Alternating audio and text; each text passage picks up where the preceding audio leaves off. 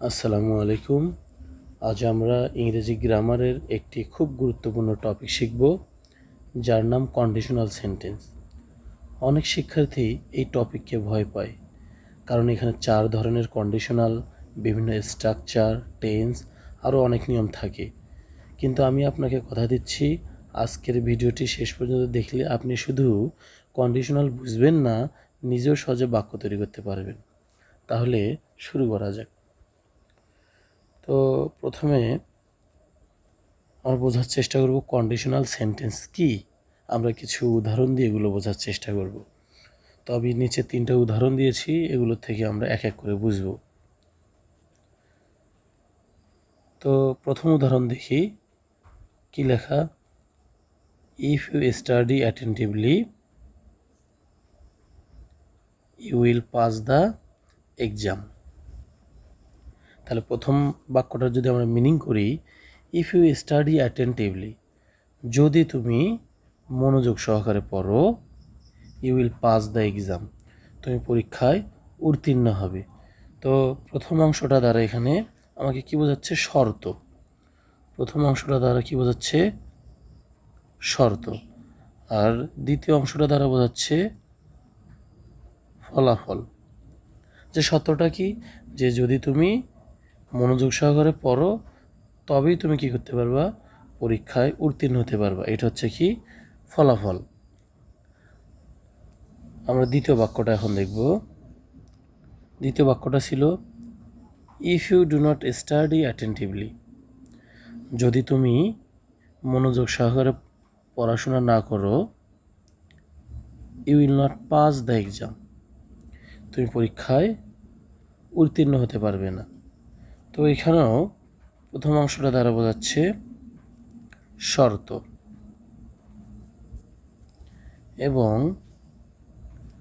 দ্বিতীয় অংশটা দ্বারা বোঝাচ্ছে ফলাফল।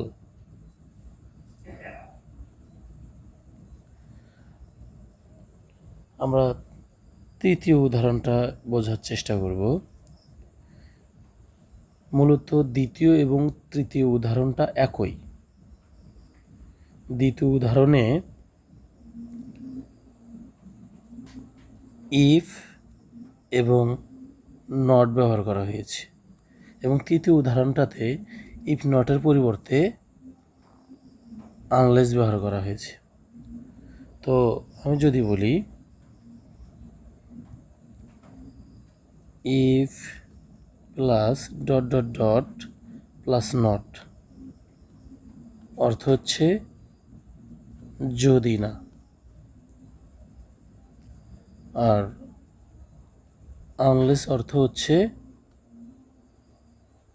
যদি না। অর্থাৎ দুটো একই বাক্য এবং দুটো একই অর্থ প্রদান করতেছে এখানে। তো নিচের বাক্যটাও, এই যে প্রথম অংশ আমার রয়েছে, এই প্রথম অংশ দ্বারা আমাকে শর্ত বোঝাচ্ছে যে তুমি যদি মনোযোগ সহকারে না পড়ো, you will not pass the exam, এবং দ্বিতীয় বাক্যটা দ্বারা কি বোঝাচ্ছে? ফলাফল। তো আমরা এখানে দেখতে পারলাম যে প্রথম অংশটা দ্বারা সত্য বোঝাচ্ছে এবং দ্বিতীয় অংশটা দ্বারা ফলাফল বোঝাচ্ছে। প্রথম অংশ দ্বারা শর্ত বোঝাচ্ছে, দ্বিতীয় অংশ দ্বারা ফলাফল বোঝাচ্ছে। তাহলে আমি বলতে পারি যে শর্ত প্লাস ফলাফল ইকুয়াল কন্ডিশনাল। তাহলে যে বাক্যগুলোতে শর্ত এবং ফলাফল থাকবে, সেই বাক্যগুলো মূলত কন্ডিশনাল সেন্টেন্স। এই সেন্টেন্সগুলোকে আমরা কি বলবো? কন্ডিশনাল সেন্টেন্স বলবো। তো আমাদের এখানে স্ট্রাকচারের কিছু ব্যাপার আছে। তো এই কন্ডিশনাল সেন্টেন্সগুলো এখানে এক একটা হচ্ছে এগুলো কমপ্লেক্স সেন্টেন্স। কমপ্লেক্স সেন্টেন্স, এখানে প্রত্যেকটাই এগুলো কমপ্লেক্স সেন্টেন্স।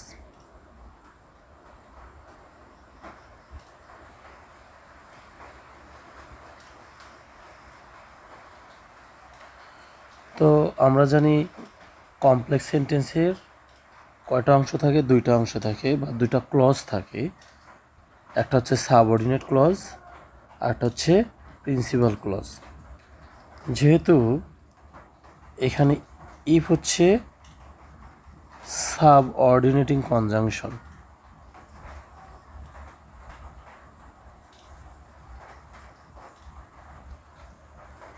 তাহলে এই ইফযুক্ত ক্লজটাকে আমরা তখন কি বলবো? Subordinate clause. এবং পরের যে ক্লজটা এটা হচ্ছে প্রিন্সিপাল ক্লজ। নিচেরগুলো একইভাবে, এইটা হচ্ছে সাবঅর্ডিনেট ক্লজ এবং ফলাফল অংশের ক্লজটা হচ্ছে প্রিন্সিপাল ক্লজ। এটা হচ্ছে সাবঅর্ডিনেট ক্লজ, ফলাফল অংশের ক্লজটা হচ্ছে প্রিন্সিপাল ক্লজ। তো আমি একটু যদি খেয়াল করি যে আমার যদি সাবঅর্ডিনেট ক্লজ আগে থাকে এবং প্রিন্সিপাল ক্লজ পরে থাকে, তাহলে এই দুইয়ের মাঝে অবশ্যই কি দিতে হবে? কমা দিতে হবে। সাবঅর্ডিনেট ক্লজ আগে, প্রিন্সিপাল ক্লজ পরে, এই দুইয়ের মাঝে অবশ্যই আমাকে কমা ব্যবহার করতে হবে। এখানেও আমাকে কমা ব্যবহার করতে হবে। কিন্তু আমার প্রিন্সিপাল ক্লজ যদি আগে থাকে আর সাবঅর্ডিনেট ক্লজ যদি পরে থাকে, তাহলে সেখানে আমাকে কোনো ধরনের কমা ব্যবহার করা যাবে না। আমি আবারও বলতেছি, যদি আমার প্রিন্সিপাল ক্লজ সামনে অর্থাৎ ফলাফল আগে এবং সাবঅর্ডিনেট ক্লজ বা শর্ত যদি পরে থাকে, তাহলে মাঝখানে কোনো কমা দেওয়া যাবে না। কিন্তু শর্ত যদি আগে অর্থাৎ সাবঅর্ডিনেট ক্লজ যদি আগে এবং ফলাফল যদি পরে অর্থাৎ প্রিন্সিপাল ক্লজ যদি পরে থাকে, তাহলে এদের মাঝে আমাকে অবশ্যই কমা ব্যবহার করতে হবে। কী ব্যবহার করতে হবে? কমা ব্যবহার করতে হবে। তো আশা করি স্ট্রাকচারটা বোঝা গেছে। তাহলে আমি এখান থেকে আরেকবার বলতে পারি যে শর্ত প্লাস ফলাফল এটা হচ্ছে কি কন্ডিশনাল সেন্টেন্স। বা অনেক সময় কি থাকতে পারে? ফলাফল আগে থাকতে পারে, তারপরে কি থাকতে পারে? শর্ত থাকতে পারে। তো এটাও কি হবে? আমার কন্ডিশনাল সেন্টেন্স হবে। আচ্ছা, ঠিক আছে। এখন এই যে আমার যে শর্তগুলো থাকবে, এই শর্তগুলো কি সবসময় একই ধরনের হবে? উত্তর হচ্ছে না। আমার শর্তগুলো একই ধরনের থাকবে না।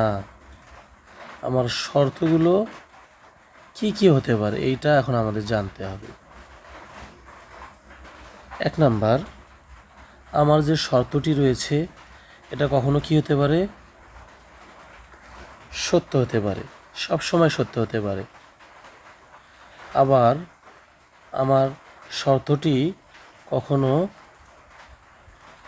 বর্তমান বা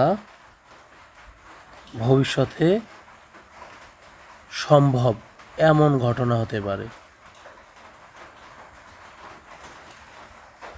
অথবা আর কি হতে পারে? এই বর্তমান বা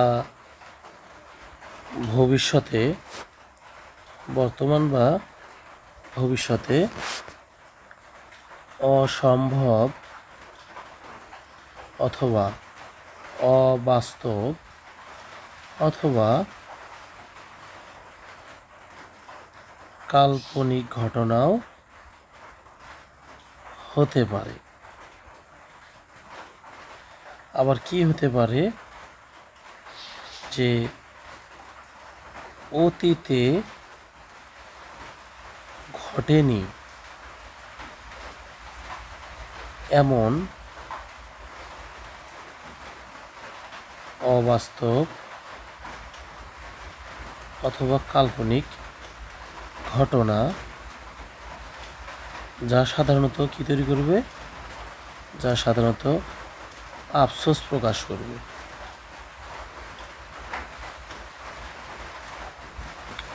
তো আমি শর্তগুলো আরেকবার বলতেছি যে আমার যে এই ইফযুক্ত অংশ বা আমার যে শর্ত অংশটাতে আমার শর্তগুলো সবসময় একই রকম থাকবে না। আমার কিছু শর্ত আছে যেটা সবসময় কি হতে পারে? সবসময় সত্য হতে পারে। আবার কিছু শর্ত আছে যেটা বর্তমান বা ভবিষ্যতে সম্ভব এমন কোনো ঘটনাকে নির্দেশ করতে পারে। আবার কিছু সত্য আছে যেটা বর্তমান বা ভবিষ্যতে অসম্ভব, বা এটা অবাস্তব হতে পারে, বা এটা কি হতে পারে, কোনো কাল্পনিক ঘটনাও হতে পারে। বা আমার এই সত্যটা কি হতে পারে, অতীতে ঘটেনি এমন অবাস্তব বা কাল্পনিক ঘটনাও হতে পারে, যা সাধারণত কী প্রকাশ করে, আফসোস প্রকাশ করে। তো আমি দেখলাম যে আমার এখানে সত্য কয় ধরনের হচ্ছে, 4 ধরনের। 1 ধরনের, 2 ধরনের, 3 ধরনের, 4 ধরনের। যেটা আমার সব সময় সত্য, এই শর্ত বা এই কন্ডিশনাল সেন্টেন্সকে বলা হয় জিরো কন্ডিশনাল। জিরো কন্ডিশনাল যেটা বর্তমান বা ভবিষ্যতে সম্ভব, এই ধরনের শর্তকে বলা হয় ফার্স্ট কন্ডিশনাল সেন্টেন্স। আবার যেটা বর্তমান বা ভবিষ্যতে অসম্ভব বা অবাস্তব বা কাল্পনিক ঘটনা, এটাকে বলা হয় সেকেন্ড কন্ডিশনাল। আর যেটা অতীতে ঘটেনি এমন অবাস্তব বা কাল্পনিক শর্তকে বলা হয় থার্ড কন্ডিশনাল। এই হচ্ছে আমার 4 ধরনের কন্ডিশনাল সেন্টেন্স।